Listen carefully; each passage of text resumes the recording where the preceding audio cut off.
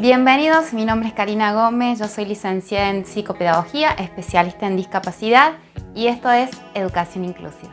En el video de hoy vamos a trabajar una temática que no he abordado anteriormente y que es el autismo y la inclusión de niños con este diagnóstico dentro de este espectro o diversidad, diría yo, a la escuela común. Una de las dificultades que suele plantear para los profesionales la inclusión de niños con este diagnóstico a la escuela común son las limitantes que impone el espacio escolar, porque ya no podemos tener la flexibilidad que contamos en el consultorio, digamos, de establecer una estrategia, direccionar un tiempo de trabajo, establecer una dinámica, una temática, ¿sí? Entonces muchas veces tampoco podemos llevar demasiados elementos porque distrae al resto. Entonces nos quedamos bastante limitados a lo que dispone la escuela y a esta dinámica que se va jugando. Yo lo que quiero compartirles, porque creo que esa es la función del canal, digamos, compartir mis conocimientos y si a alguien le sirve, bienvenido sea. Esa es la intención, digamos, que nos podamos nutrir y que tenga impacto en otras personas que estén buscando a lo mejor lo que a mí me llevó muchos años descubrir. Entonces, hoy lo que voy a traer son dos casos clínicos. Uno es una inclusión a la que yo direccioné desde el primer grado hasta su primer año de educación secundaria. Y el otro es una viñeta corta de un caso que estoy trabajando actualmente en el colegio donde asisto. Así que vamos a esas historias con la finalidad de ir trabajando algunos prejuicios que creo que tenemos sobre el autismo y que movilizar esos prejuicios nos permite abrirnos a otras posibilidades y así también brindarle ese marco de apertura a los niños que están dentro de este diagnóstico o esta diversidad. Bueno, el primer caso es un niño que está cursando su segundo grado, no es mi paciente. Y entonces él camina mirando el piso, constantemente hablándose a sí mismo, hasta que un día levanta la vista y me mira y dice su nombre, que le vamos a poner Lu. Lu está en el techo. Y entonces en esto yo leo una intención comunicativa y entonces le digo, no, Lu no puede estar en el techo, pero estas bolitas sí. Y entonces empezamos a tirar bolitas al techo, que lleguen al techo, más fuerte y jugamos a eso. Entonces acá quiero hacer un paréntesis. A veces decimos los niños con autismo no tienen intención comunicativa, no tienen el lenguaje comprensivo, expresivo, está afectado o es deficitario. En este niño su capacidad lingüística está limitada y su capacidad comunicativa está limitada en los términos en los que nosotros estipulamos que eso debe ser, ¿sí?, para una determinada edad. Pero bueno, ellos hacen intentos de comunicación, a veces a través del juego, a veces de frases muy estereotipadas, a veces a través del dibujo, que es el caso que les voy a mostrar en la segunda parte del video. Pero si hay alguien, un interlocutor dispuesto a escuchar y armar de eso algo que arme una ficción, ¿sí?, algo que esté lo simbólico en juego, el niño se empieza a abrir al mundo externo, ¿sí? Crear o pensar tiene que ver con poner algo del mundo externo y algo del mundo interno, ¿sí? Algo que se juega de lo externo y algo que se juega del interno produce un pensamiento. Yo puedo pensar sobre el sol, que es algo externo, pero es mi emoción sobre ese sol lo que crea un pensamiento nuevo, digamos, que es para mí ese sol, digamos. Y eso lo podré llevar a un dibujo, a una escritura, a contar, a preguntar, a decir qué calor que hace hoy día, ¿sí? Entonces, esto social se arma entre lo de afuera y lo de adentro. Pero los niños con autismo es como que se han quedado un poco inhibidos en permitir cosas de afuera que los ingresen, y a la vez la forma en que ellos intentan comunicarse tampoco es bien recepcionada por el externo, y entonces no arman, hay una cadena, digamos, que les permita armar este entre afuera y adentro, ¿bien? Y en este niño es muy característico, su temática ronda alrededor de los límites, de lo que se puede y de lo que no se puede, de lo que es posible y de lo que es imposible. Básicamente eso define la locura, digamos. La locura es creer que lo imposible es posible, ¿sí? Pero el juego es un espacio que está socializado y donde nosotros hacemos posible lo imposible, como dijera un autor que se llama Levin, que me gusta mucho. Entonces es permitirle que en un marco, digamos, regulado, que es el juego, jugamos a hacer posible lo imposible, digamos. Él no puede estar en el techo, pero la bolita sí, y es una extensión de él. Y de alguna forma él llega a ese techo con esa bolita, ¿sí? Y esto se va transcurriendo, él vuelve a buscarme, recreo, yo no voy siempre, pero si bien su docente de apoyo está ahí, está leyendo un libro mientras él está en el recreo. Entonces, como veo que no hay nadie dispuesto a receptar eso que él está intentando comunicar, me pongo a disposición, aunque no es mi paciente, digamos, y no conozco nada de su historia y no sé nada de su trayectoria. Veo su necesidad de niño, de jugar, y entonces esto va transcurriendo día tras día. Él vuelve, ¿sí? Y me plantea, no se puede ir a la calle.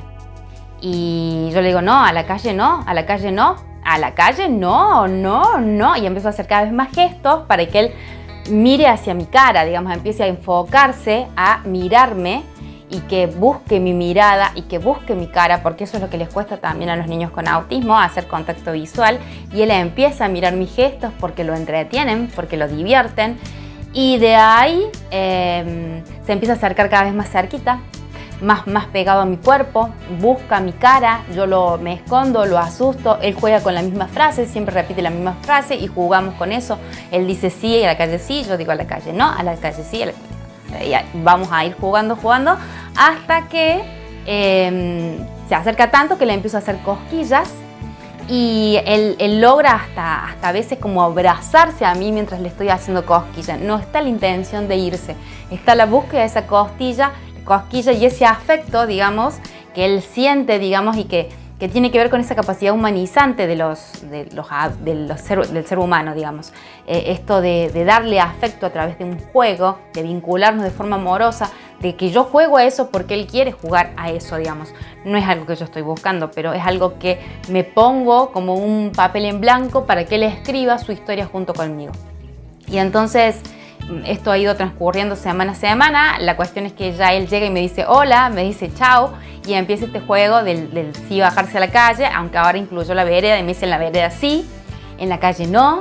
Y entonces él juega con la vereda sí, hasta que él marca el momento en que él dice a la calle no, porque sabe que en ese momento viene la cosquilla. Entonces él empieza a direccionar, digamos, esta situación lúdica que repite en todos los recreos y que empieza como a intentar también replicar con otros adultos.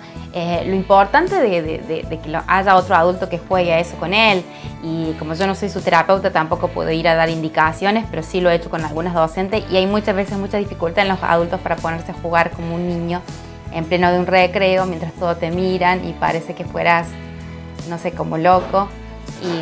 Pero bueno, quería traer esa viñeta porque me parece que sí hay comunicación, que sí hay intención comunicativa, que sí hay necesidad de conectar con el otro, pero simplemente con un otro que tenga capacidad para escuchar lo que uno quiere decir y no alguien que imponga repertorios de palabras y ejercitaciones eternas y cosas sin sentido para él. Para él, que está construyendo lo posible de lo imposible, diferenciando, mejor dicho, lo posible de lo imposible, y en eso se enmarca el juego, hacer posible lo imposible.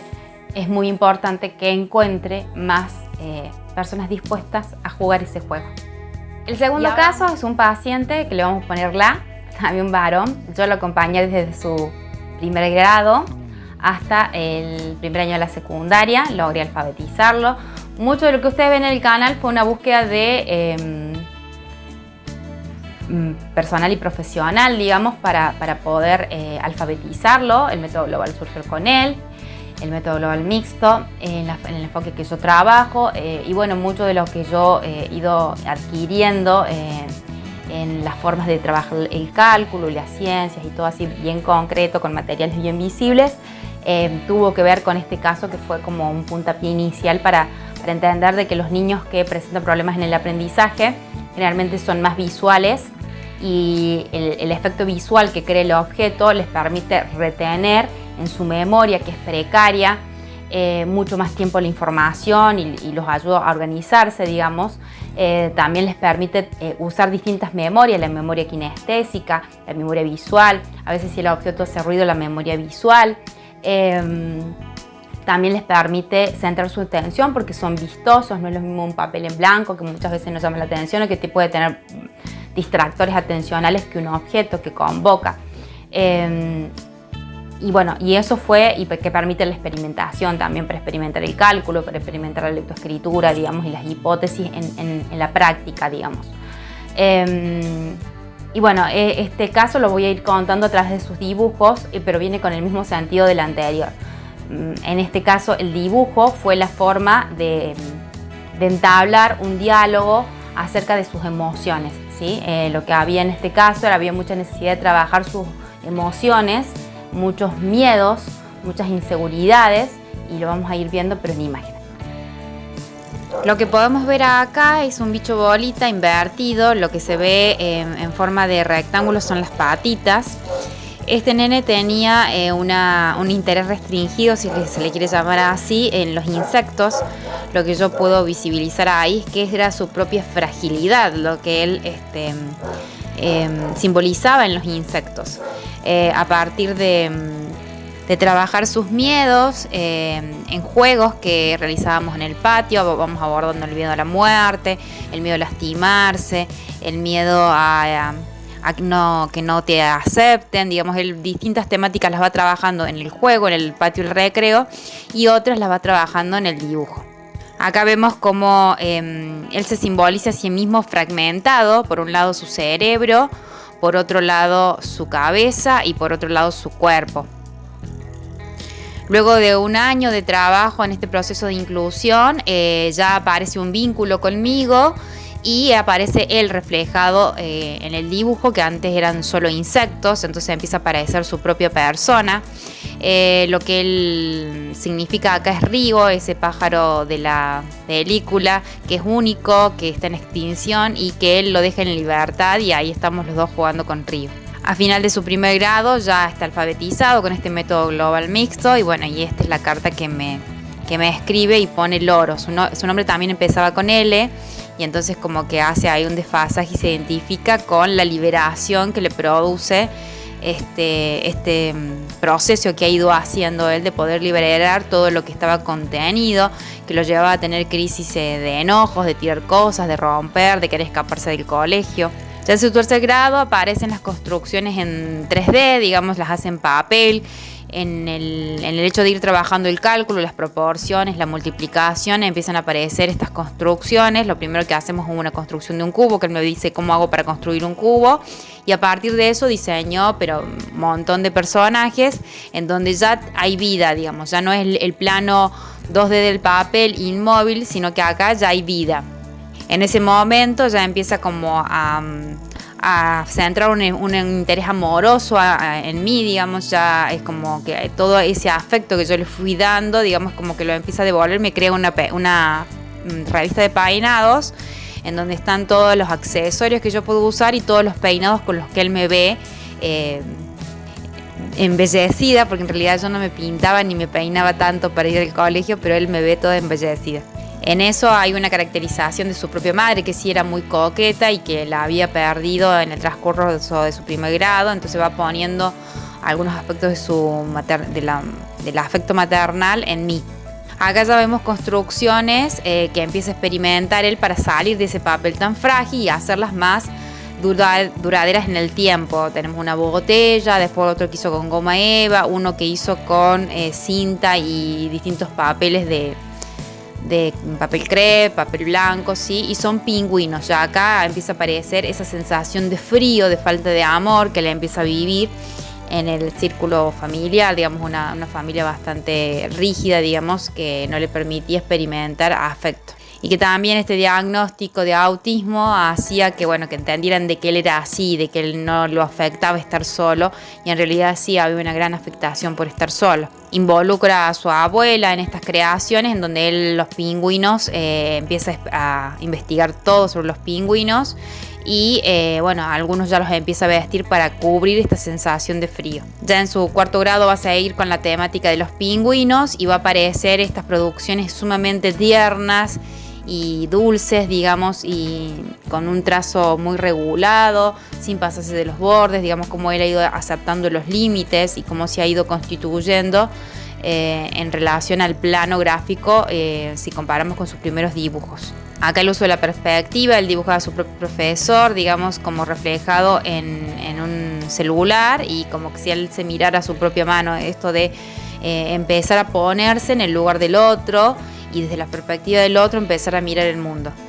Algunas cuestiones edípicas en relación a mi persona empiezan a aparecer y bueno, las empieza a plasmar en sus dibujos.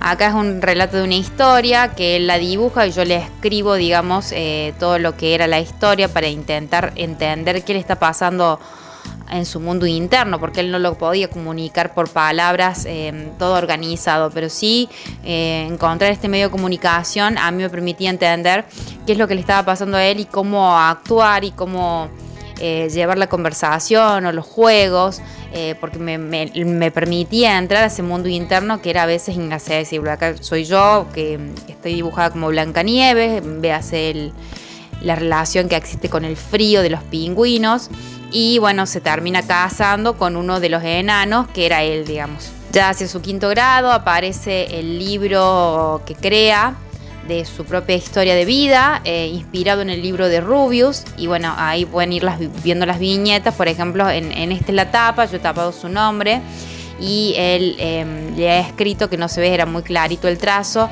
con muchas cosas de actividades, consejos de victorias. Acá aparece la pérdida como una dificultad para elaborar la pérdida, lo que no se tiene, lo que no se puede.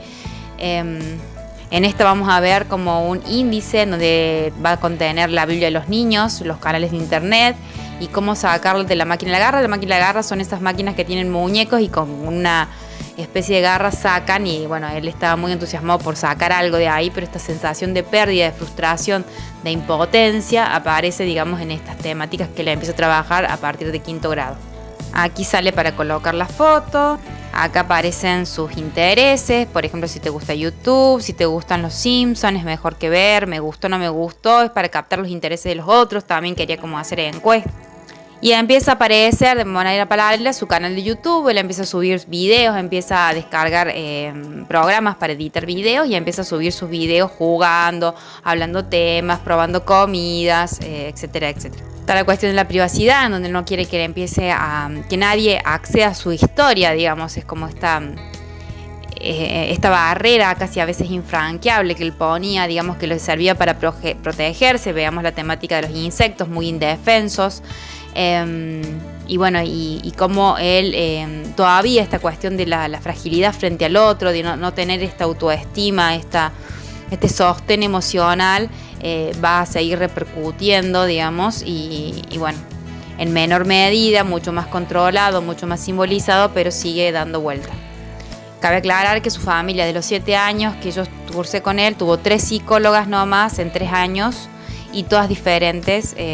No hubo posibilidad de sostener tratamientos psicológicos, y entonces eso también impactó, digamos, en la evolución del caso, digamos. Yo me abocaba a lo pedagógico, pero era su maestra de inclusión. Entonces, si bien trabajaba estas estrategias que creo que todos podemos utilizar para ayudar a los niños a evolucionar, y él lo hizo, cuestiones que deberían haberse trabajado a nivel familiar quedaron irresueltas, y entonces él no encontró, digamos, un ambiente más amplio que el que yo le daba para ir plasmando todas estas necesidades y que fueran escuchadas y tener buenos receptores.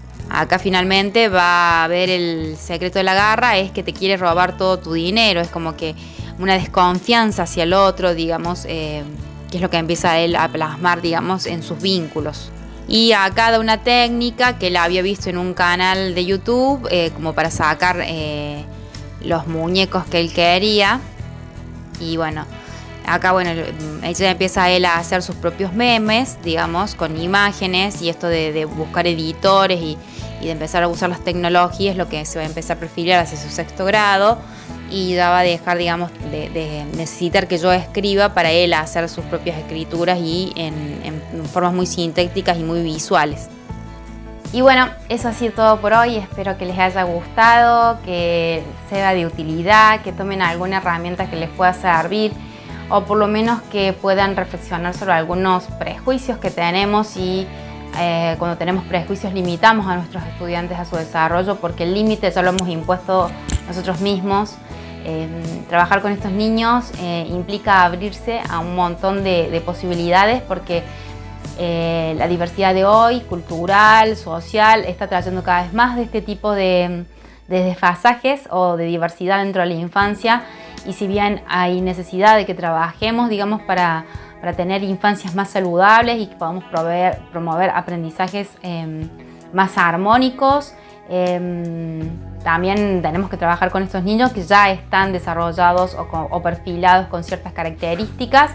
Y el enfoque que tomemos va a definir su futuro. Entonces creo que es sumamente importante que empecemos a reflexionar sobre las formas y los modelos de trabajo y sobre la cantidad de cosas muy simples que podemos hacer si nos dejamos llevar y si podemos ser buenos escuchas.